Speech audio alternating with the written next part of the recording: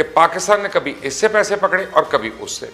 कभी हम IMF के पास भागे भागे जाते हैं तो कभी अरब रियासतों के पास के जी पैसे दे दो पैसे दे दो। हमें अपनी औकात भी देखनी है। हालत हमारी ये है कि हमने सऊदी अरब के पैसे भी चाइना से उधार लेके वापस किए हैं। इंडिया को एक बहुत बड़ी एडवांटेज है कि वो 1.25 बिलियन की आबादी लेकर पूरी दुनिया के लिए एक बहुत एफ्लुएंट मिडिल क्लास इकॉनमी है कि जिते घर दाने और कमले भी सियाने।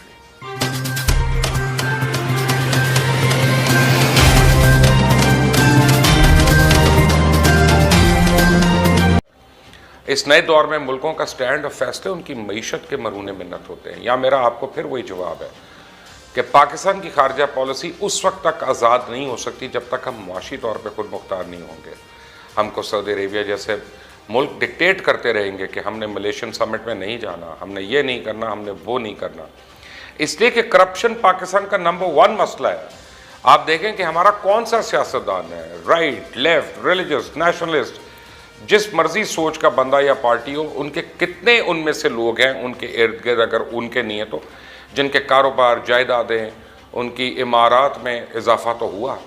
और ऐसा इजाफा हुआ कि गांव से निकल के शहर और शहर से निकल के एवन फील्ड के अपार्टमेंट्स तक और जायदादें, और स्पेन और बार्सिलोना और फ्रांस और मैड्रिड और USA, हर जगह उनके कारोबार और घर फैल गए।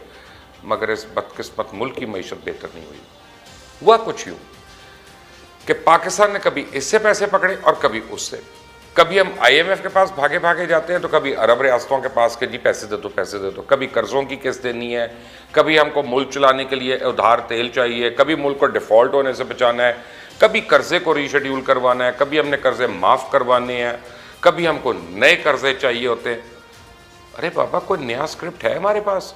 हम गुज़िश्ता कितनी दहाइयों से हर मुल्क से पैसे मांग रहे हैं। फिर अब क्यों कर कोई हमारी मानेगा या हमारी सुनेगा या हमारी बात की वैल्यू होगी? हमारे साथ ज्यादती उन हुक्मरानों ने की है जिन्होंने साला साल हमारे ऊपर हुकूमत तो की है, लेकिन पूरी कौम को भिखारी बनाकर पूरी दुनिया में पेश किया और इस अवाम के नाम पे पैसा मांग मांग कर क्या कुछ नहीं किया।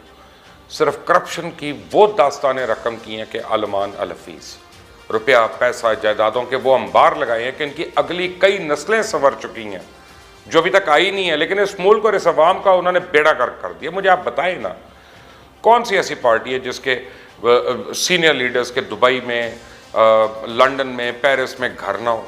ये हमेशा भागे भागे वही जाते हैं। ये लोग तो ईद त्यौहार भी पाकिस्तान में अक्सर नहीं मनाते। यहाँ बड़े बुलंद व बांग दावे करते हैं, बेतुकी बातें करते हैं कि हमको चाहिए कि अरबों को ये कह दें कि तो वो कह दें, ताल्लुकात तोड़ दें, ऐसा कर दें, वैसा कर दें। बंदा इनसे पूछे, भाई कैसे कर दें, बताएं ज़रा। क्या आप लोगों को अंदाज़ा है कि कितने पाकिस्तानी इस वक्त सऊदी अरेबिया में, UAE में, बहरीन में, मस्कत में, ओमान में, कतर, कुवैत में रोज़ी रोटी कमा रहे हैं?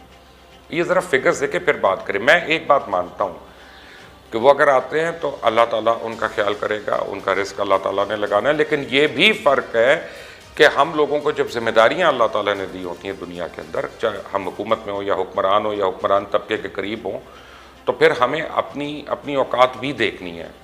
सिर्फ सऊदी अरेबिया में 26 लाख पाकिस्तानी काम काज कर रहे हैं। अब आप फ़र्ज़ करें पाकिस्तान कोई भी सख्त इकदाम या सख्त मौक़िफ़ उठाता है, ये 26 लाख लोग वापस आ जाते हैं। क्या इनको देने के लिए नौकरियां हैं हमारे पास? क्या इनको हम संभाल सकते हैं? क्या पाकिस्तान सर्वाइव कर सकता है? उनके ना होने की वजह से वहाँ पे जो हमारे फॉरेन एक्सचेंज रेमिटेंस में जो फ़र्क पड़ेगा वो हम किस तरह पूरी करेंगे? क्या पाकिस्तान इस पैसे की रेमिटेंस यानी उसके बगैर गुजारा कर सकता है? जो ये बैरून मुल्क पाकिस्तानी हमारे लिए भेजते हैं पाकिस्तान, खून सबका खौलता है, गुस्सा सबको आता है। लेकिन हालत हमारी ये है कि हमने सऊदी अरब के पैसे भी चाइना से उधार लेके वापस किए हैं। $1 बिलियन जो हमने वापस किया वो भी हमने चाइना से उधार लिया। वैसे हमारा दावा है कि हमारे पता नहीं ज़र मुबादला के ज़खायर कितने बढ़ गए हैं, 20 बिलियन हो गए हैं, 25 बिलियन हो गए। मैं तो अब देखता भी नहीं हूँ ये फाइनेंस मिनिस्ट्री के फिगर्स वगैरह। लेकिन वो 1 बिलियन देने के लिए हमें चाइना से उधार लेना था। ज़रा अपने गिरबान में तो झाँकें और प्लीज़ सारी कौम ये उम्मा वाली कैफियत से ज़रा निकले थोड़ी देर के लिए बाहर। सब लोग सिर्फ अपना मफाद देख रहे हैं, हर किसी को अपने कारोबार की फ़िक्र है। हम कम से कम अपने मुल्क की फ़िक्र कर लें। भाई किस ख्वाब में, किस ख्याल की दुनिया में हैं? आएँ ज़रा बाहर, आएँ, जागें ज़रा, इससे ज़रा हकीकत को देखें और इसके मुताबिक फिर फैसला करें। सबको मालूम है कि अरब में पाकिस्तानी वर्कर्स के साथ क्या होता है, कैसे रखा जाता है, कैसा सलूक होता है। लेकिन ये भी सोचें कि हमारे मुल्क की मुआशी पसली इतनी है कि हम उनको यहाँ ला कर ये टक्कर ले सकते हैं। चले टक्कर छोड़ें, बराबरी की सतह पे बात कर लें। हमारी असेंबलियाँ चोरों, लटेरों और डकैतों से भरी पड़ी हैं। कितनों पे क्या क्या पर्चे हैं, ये मैं कोई नई बात बता रहा हूँ, सबको पता है, ज़ुबान ज़दे आम है ये कहानियाँ।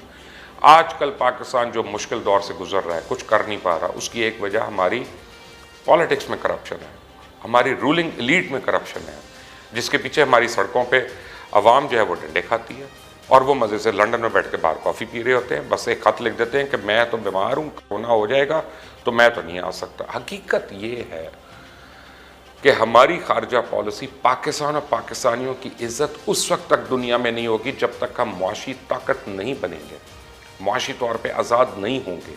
जिस दिन हमारे हाथ पैसे लेने की बजाय पैसे देने वाले बन गए, उस दिन हम इस काबिल हो सकते हैं कि हम दुनिया को बताएंगे कि क्या करना और क्या होना चाहिए। यहाँ पर हमने जो करना था कर चुके, अब इस पर एक दूसरे को कोसने और ताने देने की बजाय आगे की सोचें कि आज की दुनिया में खारजी पॉलिसी में असूली मौक़िफ़ कुछ नहीं होता, सिर्फ मुआशी ताकत ही असल मौक़िफ़ होती है। इंडिया को एक बहुत बड़ी एडवांटेज है कि वो 1.25 बिलियन की आबादी लेकर पूरी दुनिया के लिए एक बहुत एफ्लुएंट मिडिल क्लास इकॉनमी है कि वहाँ पे आपने एक ये अगर चीज़ आपने फ़रोख्त करनी है तो इसके मिनिमम बायर्स जो हैं वो 40 करोड़ हैं, 30 करोड़ हैं, और एक एक रुपया भी आपको अगर इसका नफ़ा होता है तो किस तरह से वहाँ फेसबुक बैन कर दे बीजेपी के रहनुमाओं की पोस्ट को या उनके अकाउंट्स को, हमारे अकाउंट्स बैन कर देंगे, उनके नहीं हो सकते। वहाँ पे मुआशियात है। हमने तो 1 बिलियन चाइना से लेके सऊदी अरेबिया को वापस किया, कितना कितना जवाब देंगे।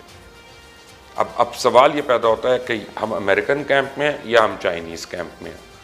कभी आपने ये सोचा कि हम इंडिपेंडेंट क्यों नहीं हो सकते? इसलिए कि या हमें उनसे मांगना है या हमें उनसे मांगना। ये मेरी बातें बहुत बुरी लगेंगी, लेकिन fact of the matter is कि जिते घर दाने ओदे कमले भी सी।